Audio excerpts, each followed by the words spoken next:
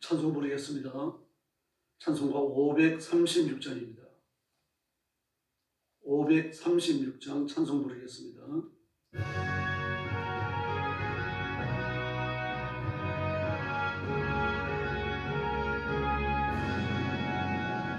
죄짐에 놀린 사람은 다 죽게 나오라.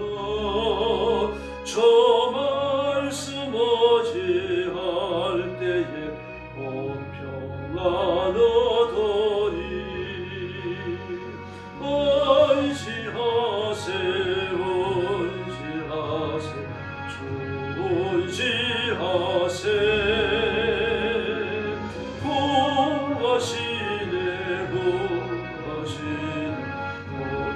구하시네 장구원 주신 주께서 보혈을 흘렸네.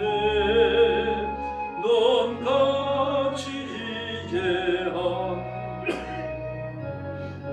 몸을 잔 곳에 의지하세 의지하세 주 의지하세. 구하시네 구하시네 쓸데시 우리 구세주 인도하시네. 너 지체 말고 믿으면 참복을 받겠네. 의지하세 의지하세 주 의지하세. 구하시네 구하시네 음성도 하나 되어서 영광 길 걸으면 한없는 은혜 받아서 영원히 누리세. 의지하세 의지하세 주 의지하세. 구하시네 구하시네. 할렐루야. 538장 부르겠습니다. 538장입니다.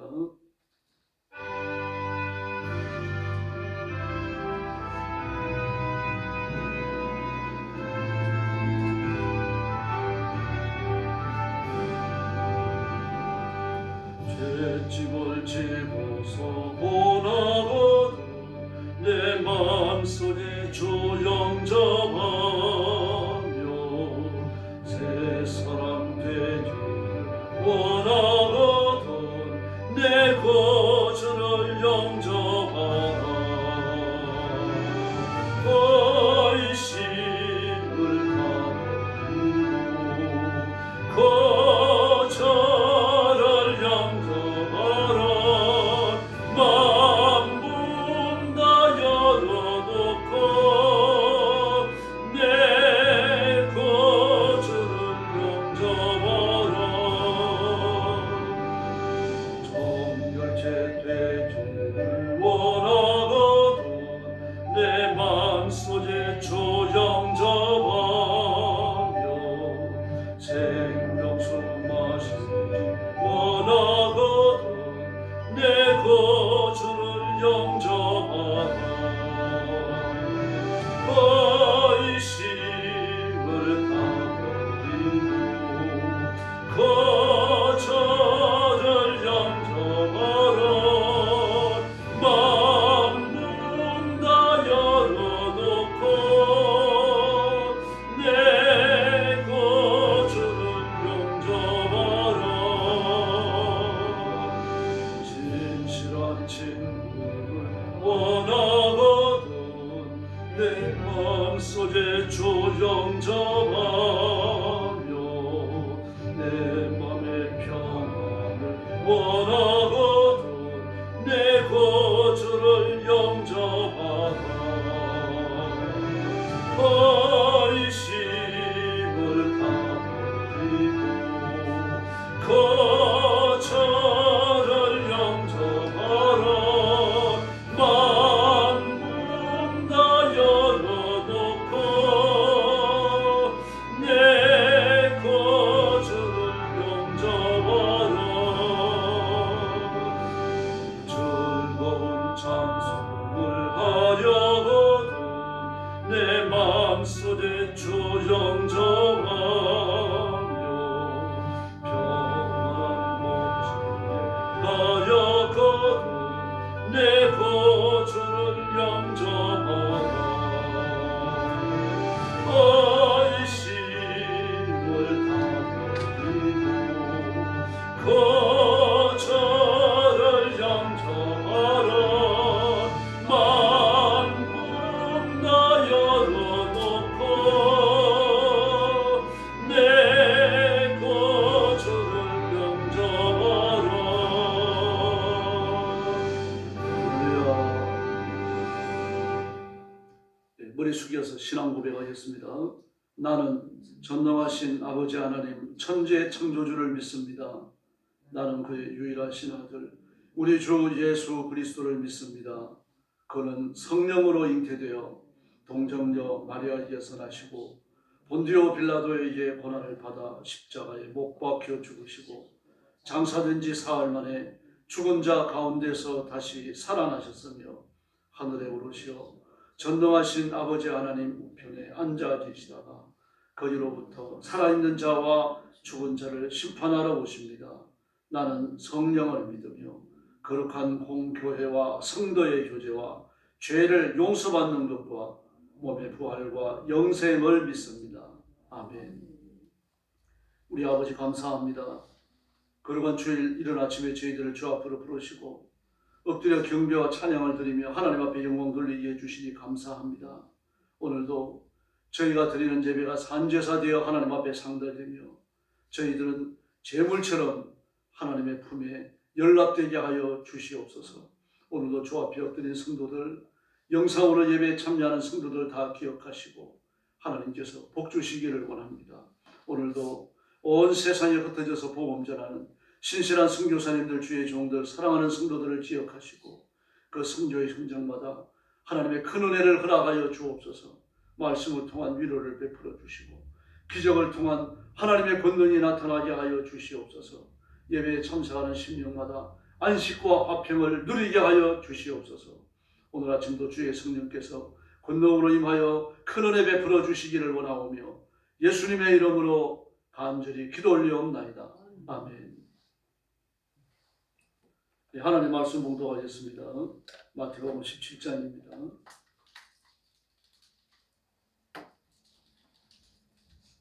1절 말씀부터 제가 먼저 봉독합니다.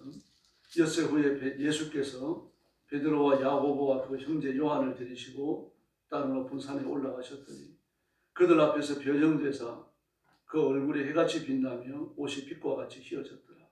그때 모세와 엘리야가 예수와 더불어 말하는 것이 그들에게 보이더니 베드로가 예수께 여쭈어 이르되 주여 우리가 여기 있는 것이 좋사오니 만일 주께서 원하시면 내가 여기서 초막 셋을 짓되 하나는 주님을 위하여 하나는 모세를 위하여 하나는 엘리야를 위하여 하리이다. 말할 때 홀련히 빛난 구름이 그들을 덮으며 구름 속에서 소리가 나서 이르되 이는 내 사랑하는 아들이요 내 기뻐하는 자니 너희는 그의 말을 들으라 하시는지라. 제자들이 듣고 엎드려 심히 두려워하니 예수께서 나와 그들에게 손을 대시며 이르시되 일어나라 두려워하지 말라 하시니 제자들이 눈을 들고 보매 오직 예수 외에는 아무도 보이지 아니하더라.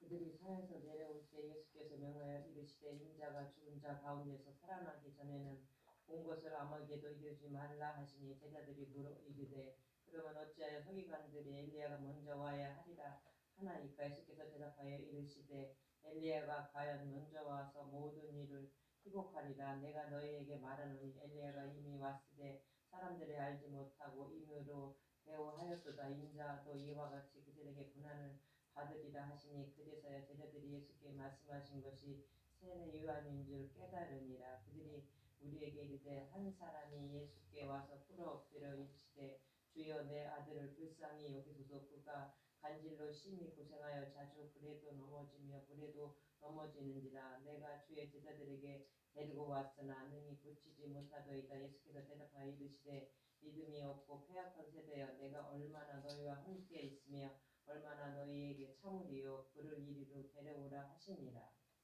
예수께서 꾸짖으시니 귀신이 나가고 아이가 그때부터 나으니라.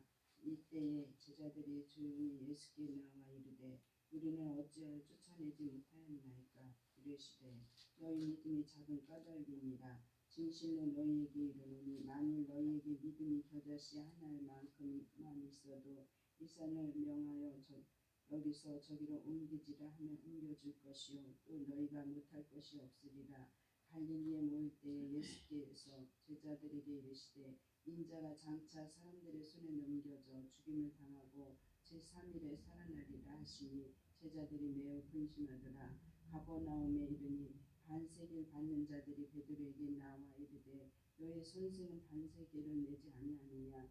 이르되 내신다 하고 집에 들어가니 예수께서 먼저 이르시되 시몬아 내 생각은 어떠하냐. 세상 임금들이 누구에게 관세와 국세를 받느냐. 자기 아들에게냐 타인에게냐. 베드로가 이르되 타인에게입니다. 예수께서 이르시되 그렇다면 아들들은 세를 면하리라. 27절 같이 봅니다.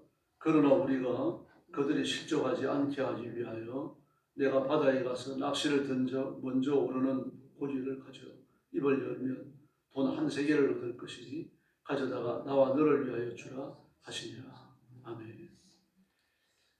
예수 그리스도의 변화되심에 대해서 기록하고 있습니다.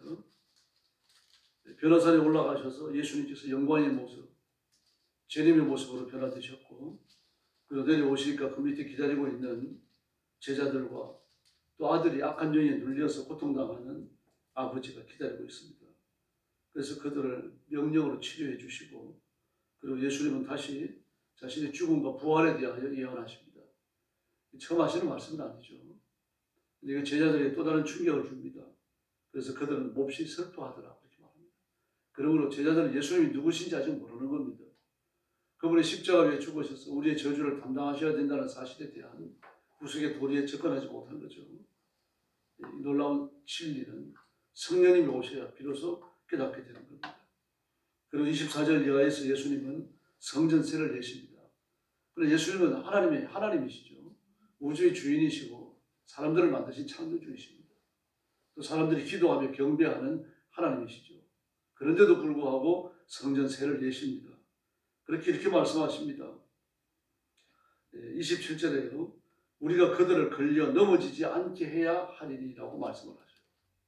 다시 말해서 우리가 성전세를 끝까지 내지 않는다면 그들은 우리에게 내도록 독려할 것이고 우리가 끝까지 거부한다면 그들이 성취를 받는다는 이야기입니다. 이 당시에 성전세를 걷는 건 6월절에 직면해서 그랬습니다. 6월절이 되어지면 모든 유대인들이 거의 예루살렘에 올라오기 때문입니다. 그럼 한 사람당 반세겔을 성전 무게로 반세겔을 냈던 겁니다. 이 성전세를 자신이 찾아가서 성전에 내기도 하지만 대개 성전세를 거들어 다니는 세무서원 같은 사람이 있어요. 아주 무자비합니다. 만약에 성전세를 내지 않으면 폭력을 가했고요. 어느 정도로 욕을 하는가 하면 내 몸을 팔을 사서 팔아라. 갚아라. 성전세를 내라. 그렇게까지 독한 말을 합니다. 그러므로 예수님께서 그런 사람을 만나셔서 성전세를 끝까지 안 내시려고 하면은 예수님이 가지신 신령한 권능으로 징계하셔야 되는 거죠.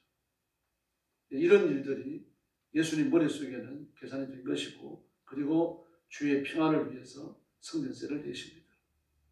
그런데 그게 언제 일어납니까? 예수님이 변화된 모습을 보여주신 이후입니다. 예수님이 누구신지 제자들에게 분명히 각인되는 사건 아닙니까?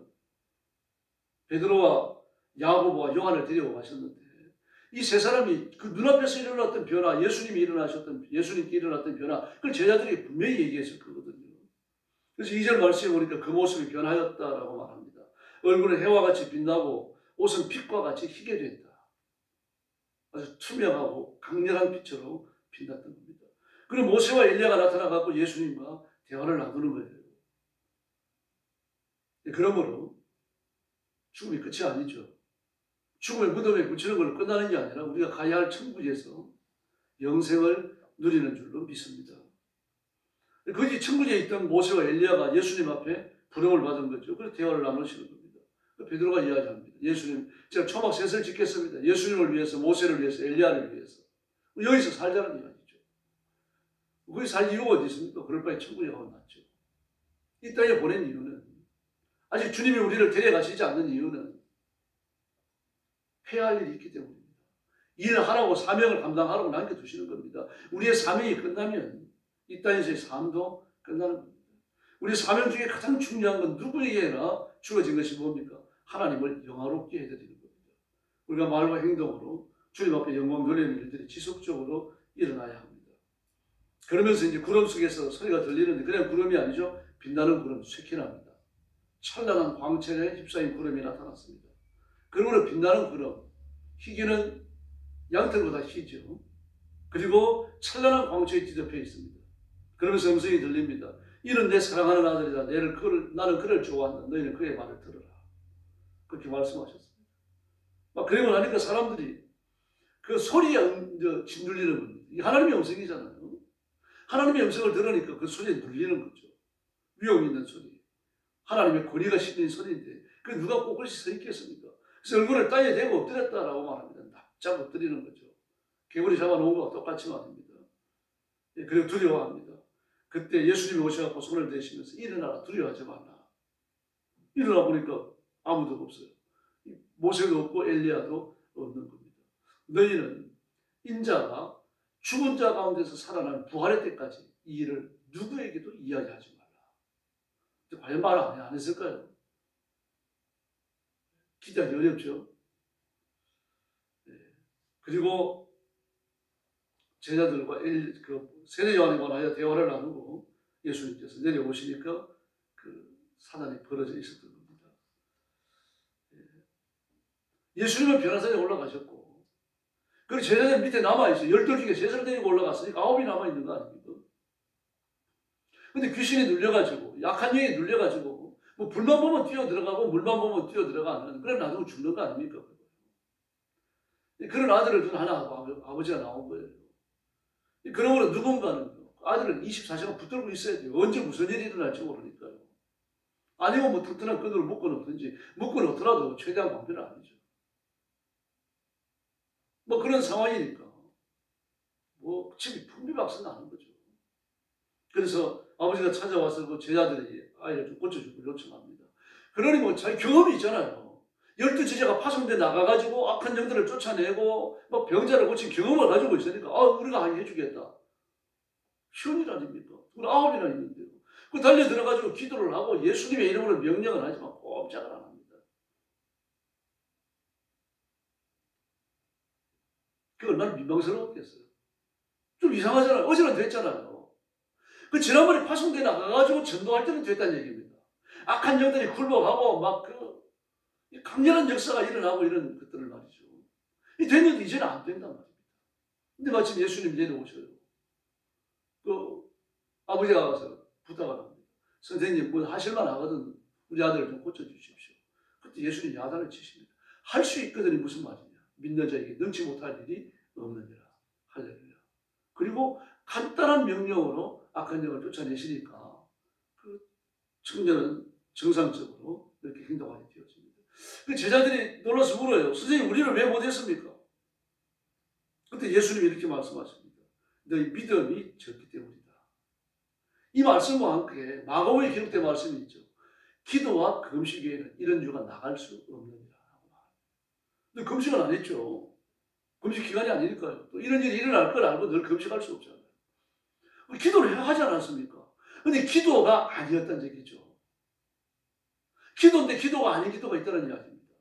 왜 그렇습니까? 자신들의 능력, 그 병 고치는 본세를 좀 드러내가지고 사람들의 좀 주목을 받아보려고 하는 그 아예 아버지를 도와주고자 하는 그런 마음도 있었겠지만 좀 인정받아보고자 하는 인간의 생각이 앞섰던 게 틀림없습니다.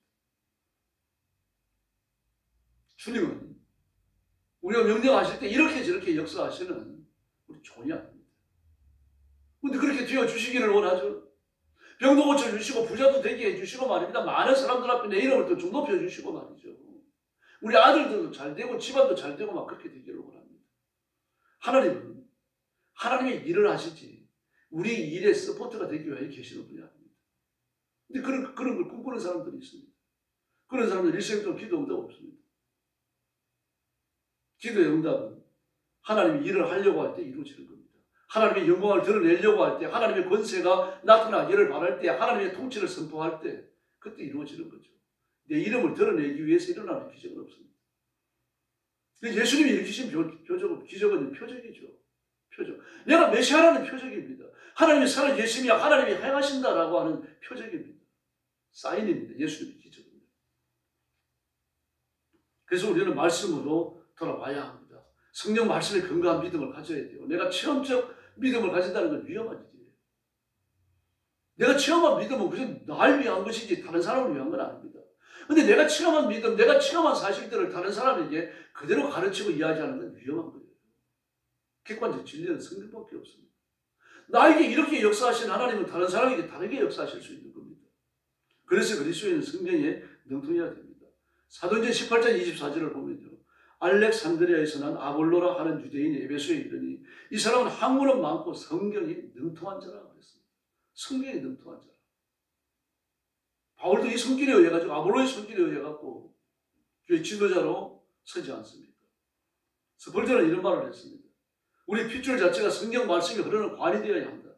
성경을 너무 많이 읽어서 너덜너덜해진 성경을 가진 사람은 그 인생이 너덜너덜해지지 않는다. 그렇게 말했습니다.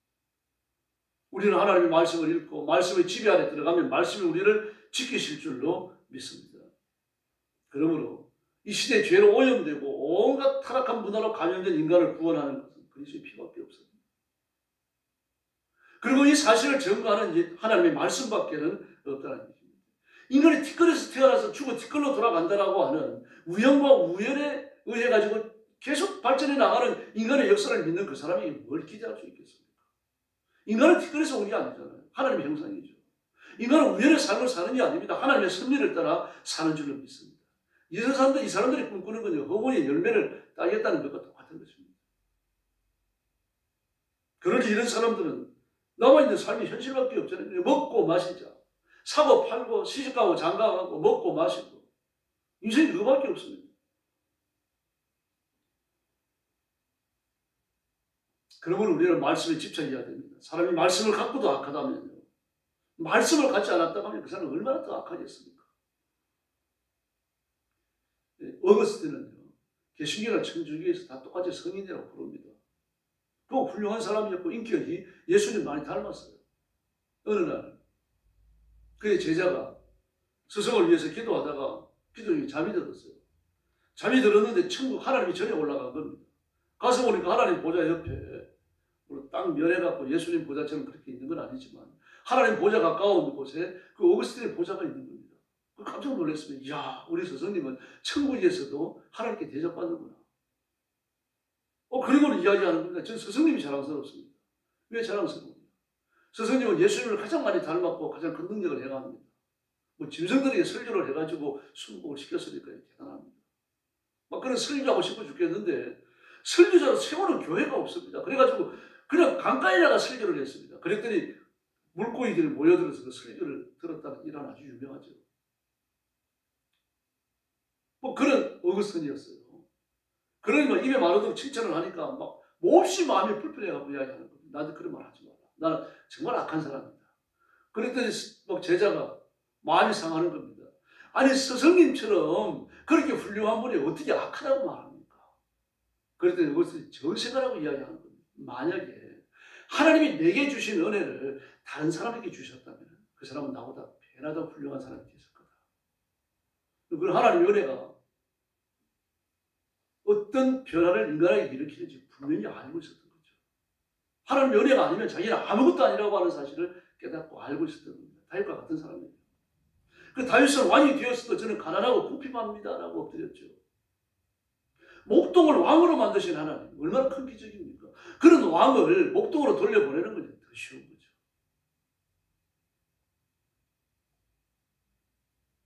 이런 분은 예수님이십니다.